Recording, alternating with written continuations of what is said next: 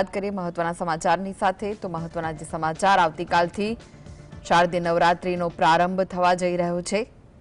નવલા નોરતાનો પ્રારંભ થતાં જ લોકોમાં અનેરો ઉત્સાહ જોવા મળી રહ્યો છે। નવરાત્રીને લઈને વિવિધ સ્થળોએ દાંડિયા રાસનું આયોજન કરવામાં આવ્યું છે, ગરબાનું આયોજન કરાયું છે। એક બાજુ વરસાદને લઈને ગરબા આયોજકોમાં ચિંતા છે તો બીજી બાજુ ખેલૈયાઓમાં થનગનાટ જોવા મળી રહ્યો છે। ગરબા રમવા યુવાધન હિલોળે ચડશે।